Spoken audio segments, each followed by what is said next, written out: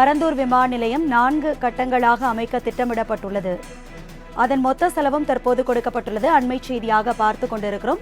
இது தொடர்பான விரிவான விவரங்களை செய்தியாளர் நந்தினி வழங்க கேட்கலாம். நந்தினி, இது குறித்த விரிவான விவரங்கள் என்ன, பகிர்ந்துக்குங்க. வணக்கம். பரந்தூர் விமான நிலைய தொழில்நுட்ப சாத்தியக்கூறு அறிக்கை என்பது தற்போது வெளியாகி இருக்கிறது. அந்த சாத்தியக்கூறு அறிக்கையில் பல்வேறு அம்சங்கள் இடம்பெற்றிருக்கிறது. குறிப்பாக பரந்தூர் விமான நிலையம் 4 கட்டங்களாக அமைக்க திட்டமிடப்பட்டிருக்கிறது. அதற்கான மொத்த செலவை பொறுத்தவரையில் 32,704 கோடியாக அமையும் என கணக்கிடப்பட்டிருக்கிறது.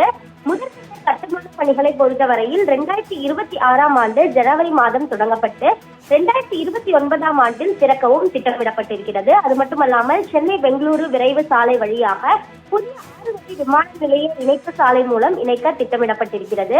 மேலும் சரக்கு குடியத்திற்கு புதிய இணைப்பு சாலைகளும் அமைக்க திட்டமிடப்பட்டிருக்கிறது. சென்னை மைசூரு அதிவேக பாதையானது அருகிலேயே கடந்து செல்வதோடு மெட்ரோ நிலையத்தை மாற்றுவதற்கான சாத்தியக்கூறு உள்ளதாகவும் அந்த தொழில்நுட்ப சாத்தியக்கூறு அறிக்கையில் தெரிவிக்கப்பட்டிருக்கிறது. அது மட்டுமல்லாமல் மெட்ரோ பொறுத்தவரையில் பரந்தூர் விமான நிலையம் வரை மெட்ரோ ரயில் நிலையம் அமைப்பதற்கான திட்டமிடல் இருப்பதாகவும் குறிப்பிடப்பட்டிருக்கிறது. மேலும் பிரத்யேக சரக்கு முனையம், தளவாட மையம், விமான கேட்டரிங், ஏவியேஷன் அகாடமி, எம்ஆர்ஓ வசதிகள் உள்ளிட்ட வசதிகளையும் பரந்தூர் விமான நிலையத்தில் ஏற்படுத்துவதற்கான சாத்தியக்கூறு இருப்பதாகவும் குறிப்பிடப்பட்டிருக்கிறது.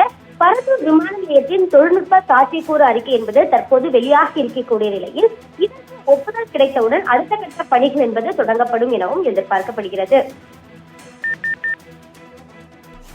விவரங்களுக்கு நன்றி நந்தினி.